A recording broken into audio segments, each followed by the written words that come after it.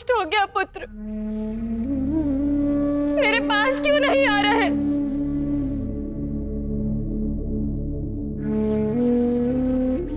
मारुति, कहाँ हो तुम? तुम्हें कुछ हो गया है क्या पुत्र?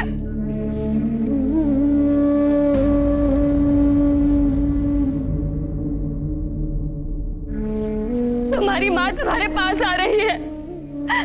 रुक जाओ अंजना, उस ओर जाने से तुम संकट में पड़ जाओगी। आगे मार्ग नहीं है। ये क्या हो रहा है? मुझे कुछ समझ नहीं आ रहा। अवश्य ही मारुति को कुछ हो गया है।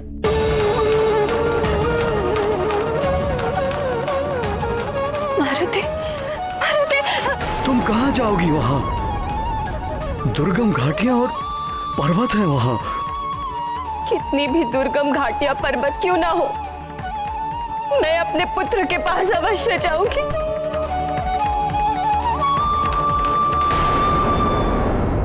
जाने दीजिए मुझे, मेरा पुत्र है वहां। यदि मारुति वहां है तो वहां मैं जाऊंगा सैनिकों के साथ। तुम नहीं जाओगी।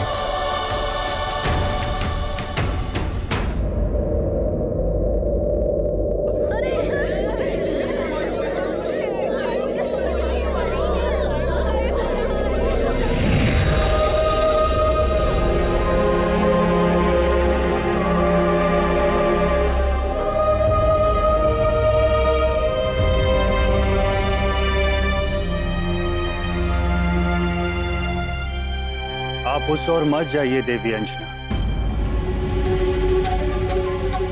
वायुदेव, आप भी मुझे वहां जाने से रोक रहे हैं।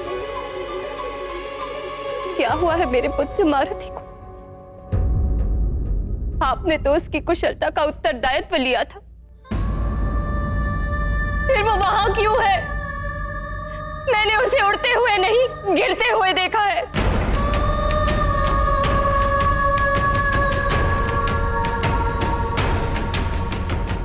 सत्य कह रही हूँ वायुदेव, यदि मारुति कुशलता से है तो बुलाइए उसे यहाँ मेरे समक्ष। या फिर आपकी कोई नई क्रीड़ा है ये, कोई नया प्रशिक्षण दे रहे हैं आप उसे?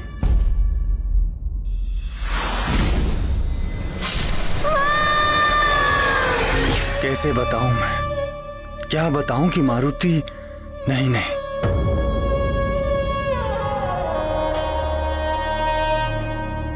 क्या सोच रहे हैं आप वायुदेव? बुलाइए उसे,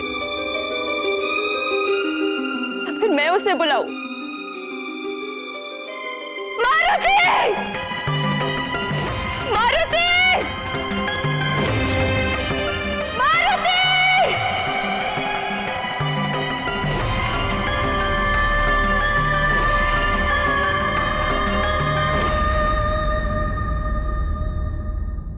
उत्तर क्यों नहीं दे रहा मेरा पुत्र?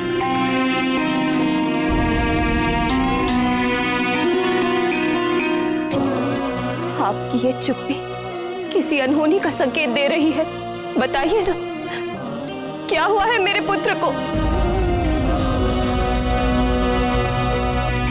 वो वहां कैसे गिरा? क्या हुआ है उसे? ऐसा क्या अनर्थ घटित हुआ है मेरे पुत्र के साथ जो आप मेरा सामना करने से बच रहे हैं? कुछ तो बोलिए, बोलिए वायुदेव। एक व्यथित मां से उसकी पुत्र की बात मत छुपाइए, बोलिए। बताइए वायुदेव, आपको बताना ही होगा। बोलिए वायुदेव, कहाँ है मेरा पुत्र? बताइए मुझे।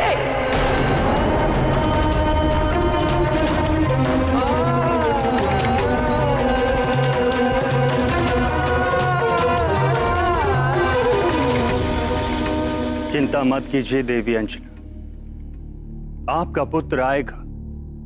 मैं उसे सकुशल आपके समक्ष लेकर आऊंगा। धैर्य रखिए। धैर्य? धैर्य कैसे रखूं मैं? तक रखूं मैं?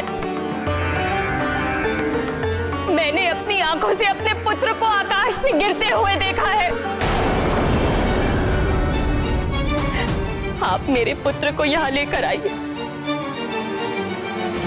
मेरी आंखें उसे देखने के लिए तरस रही है। मैं और प्रतीक्षा नहीं कर सकती। ले आइए मेरे मालती।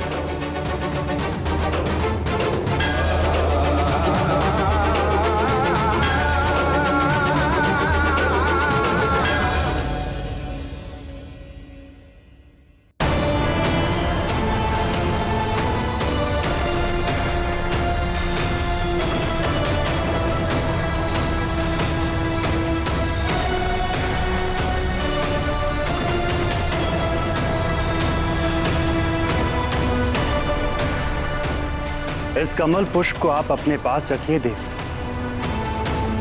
मैं आपके पुत्र को सकुशल आपके समक्ष लेकर आऊं।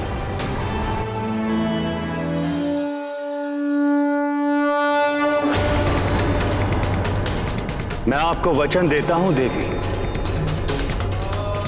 कि मैं वायुदेव इस पुष्प के मुरझाने से पूर्व आपके पुत्र मारुति को सकुशल आपके समक्ष लेकर आऊंगा।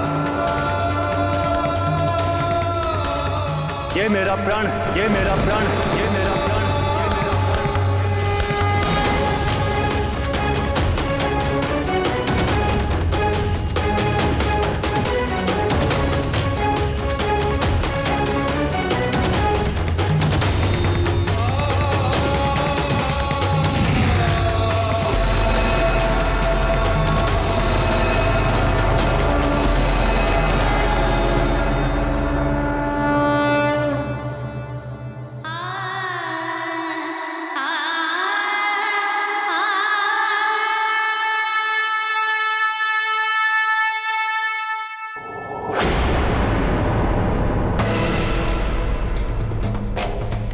वायुदेव, ये वायुदेव क्या कर रहे हैं? किस अधिकार से वो ये वचन दे रहे हैं उस बालक की मां को कि उसके पुत्र को वो सकुशल वापस लाएंगे? वो मेरे कार्यों में हस्तक्षेप कर रहे हैं। ये अनुचित है। अनुचित कार्य तो आपने किया है देवराज इंद्र। प्रणाम देवगुरु बृहस्पति। कबोध बालक पर वज्र जैसे प्राण घातक अस्त्र से प्रहार किया आपने। आपके हाथ थरथराए नहीं ऐसा करते हुए? अबोध मत कहिए उसे देवगुरु बृहस्पति। यदि वो मुझसे क्षमा मांगता तो मैं ऐसा कभी नहीं करता, किंतु वो एक उद्दंडी बालक था। मैंने जो भी किया वो उचित था। सृष्टि के विधान और नियमों के अनुसार ही मैंने न्याय किया है। न्याय? यदि आप इसे न्याय की संज्ञा दे रहे हैं तो आपके न्याय की परिभाषा में सुधार की आवश्यकता है। न्याय अन्याय का ज्ञान है मुझे देवगुरु बृहस्पति। मैं देवों का राजा देवराज इंद्र हूं। समस्त सृष्टि और प्रकृति को विधान और नियमों के अनुसार संचालित करने का उत्तरदायित्व मेरा ही है। उस बालक ने घोर अपराध किया था। इंद्रदेव,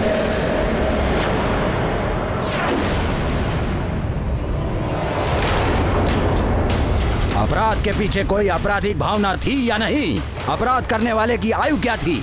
इन सब को ध्यान में रखते हुए न्यायकर्ता को दंड देना चाहिए। एक बालक ने कितना भी घोर अपराध किया हो, किंतु संसार के किसी भी विधान में एक अबोध बालक के लिए मृत्यु दंड की व्यवस्था नहीं हो सकती। और यदि कोई ऐसा करता है तो वो स्वयं अपराधी माना जाएगा। देवगुरु बृहस्पति, यदि आपको ऐसा लगता है कि मैंने अन्याय किया है तो मैं अभी इसी क्षण आपको देव संहिता दिखा देता हूं, जिसमें कहीं भी कभी भी वयस्क या बालक का उल्लेख ही नहीं किया गया है। प्रकृति के कार्यों में हस्तक्षेप करने वाले को केवल दंड ही मिलता है। वो प्रकृति कभी स्वयं देती है या फिर मुझ जैसा देवता। यही न्याय व्यवस्था देव संहिता की है। देव सह्याद्री, जाओ जाकर देव संहिता ले आओ और दिखाओ देवगुरु बृहस्पति को, जो स्वयं उन्होंने ब्रह्मदेव के साथ मिलकर बनाई है। अभी प्रमाणित हो जाएगा कि मैं जो कह रहा हूं वो सत्य है या देवगुरु जो कह रहे हैं वो सत्य है। देव संहिता नियमावली का मुझे भली भांति स्मरण है देवराज इंद्र, किंतु एक ऐसा अबोध बालक जिसका जन्म ही देव कार्यों की सिद्धि के लिए हुआ था, उसका अंत करके आपने स्वयं देवों के कार्य को संपन्न करने के मार्ग में बाधा उत्पन्न कर दी है। देवों के कार्यों की चिंता आप न करें देवगुरु, समय आने पर सारे कार्य संपन्न हो जाएंगे। बस बस बस। मैं जितना समझा सकता था आपको उतना मैंने समझा दिया, फिर भी आप स्वयं को उचित ठहरा रहे हैं देवराज इंद्र। मुझ देव गुरु बृहस्पति की बात यदि आपको असत्य प्रतीत हो रही है तो मेरे लिए देव गुरु पद का त्याग ही उचित है।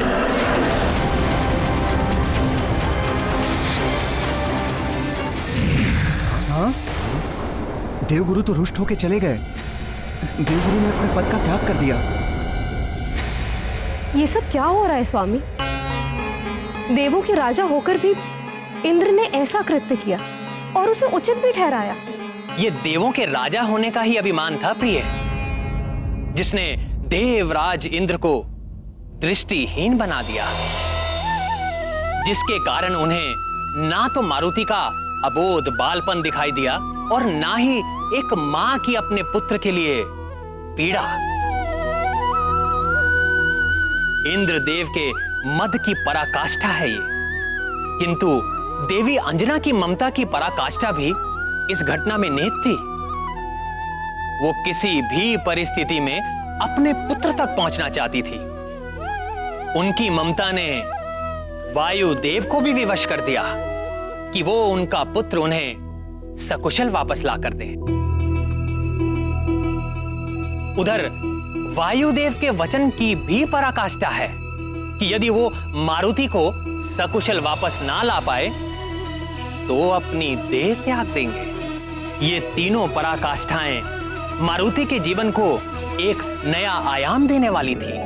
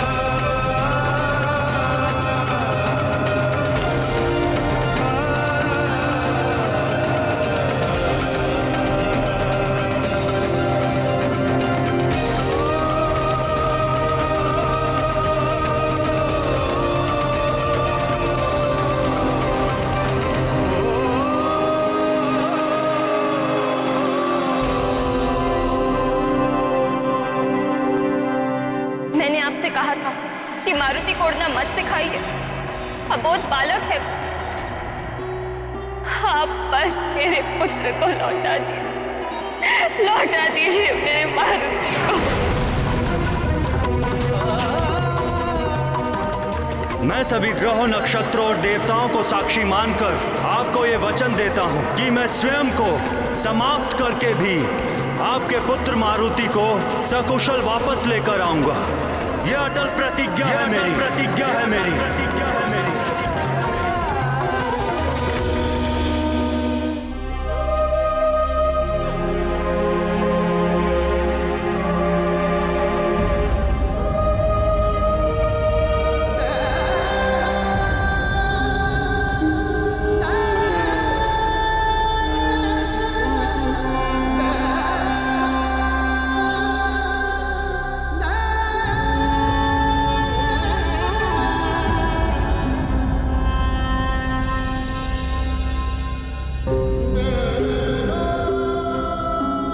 मारुति पुत्र, इस अनहोनी की मुझे कोई आशंका नहीं थी। मैं जो कुछ भी कर सकता हूं अवश्य करूंगा तुम्हारे लिए।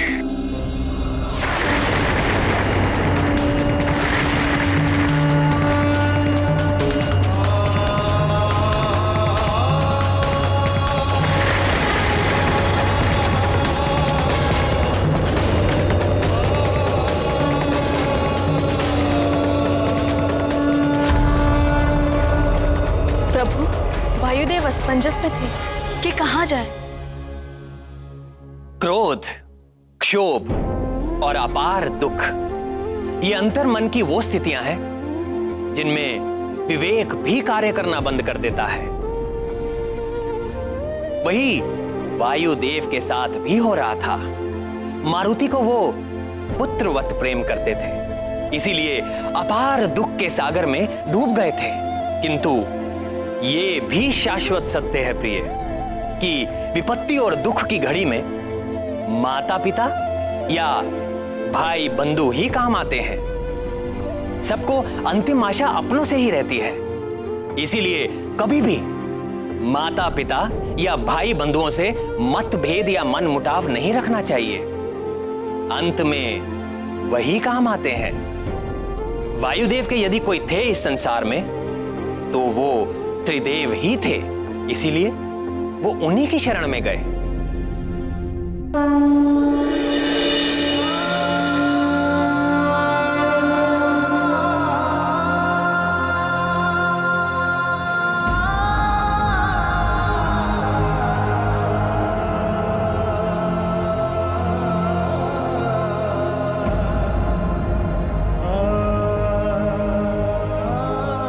हे जगत पालक श्री हरि विष्णु देव, हे जगत कर्ता ब्रह्मा जी, हे देवों के देव महादेव,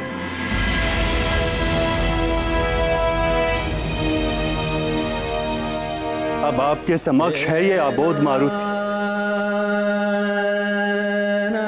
आप त्रिदेवों से तो संसार में कुछ भी नहीं छिपा। एक अबोध बालक जो अपनी माता के नेत्रों में अश्रु देखकर उसका दुख दूर करने के लिए सूर्य लोक तक चला है।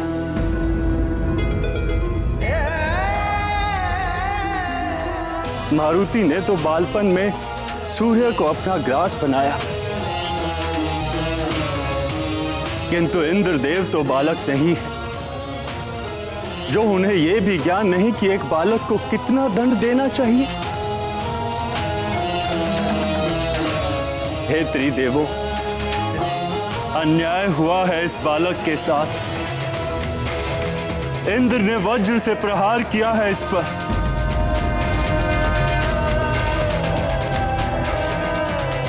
प्रश्न उस वचन का नहीं है जो मैंने देवी अंजना को दिया है, ना ही प्रश्न एक माता के विलाप का है। प्रश्न है देवराज इंद्र द्वारा किए गए इस अन्यायपूर्ण कार्य का। प्रश्न है इस अबोध बालक के जीवन का, जिसका जन्म एक महान उद्देश्य के लिए हुआ था। प्रश्न ये है कि जगत के समक्ष देवताओं के कौन से न्याय का रूप प्रस्तुत करेंगे हम। महादेव, आपका न्याय तो सर्वविदित। आपने मार्कंडे को यमराज के मृत्यु पाश से मुक्त करा के उसके जीवन की रक्षा की थी। आपने जगत के कल्याण के लिए काल को पुनः जीवन दान दिया था। जब कार्तिकेय के हाथों उसकी मृत्यु हुई थी, आप मारुति को भी जीवन दान दे दीजिए प्रभु।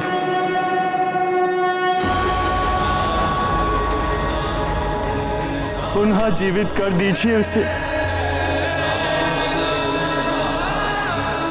जीवित कर दीजिए मेरे मारुति को।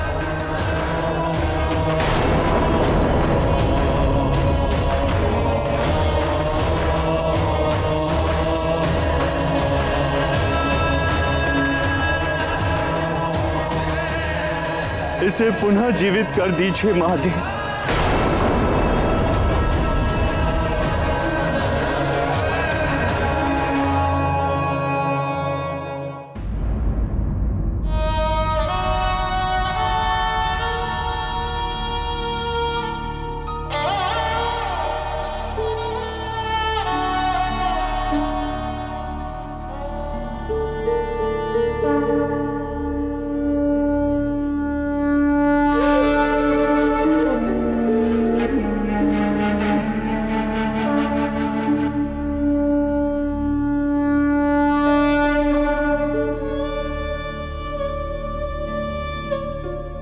हे भोलेनाथ, हे करुणा के सागर, हे कृपा सिंधु,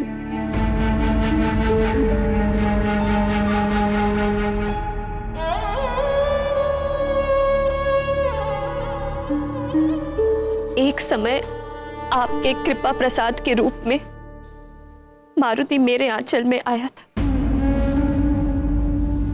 आज पुनः मेरा आंचल सूना हो गया है। इसे फिर से भर दीजिए भोलेनाथ।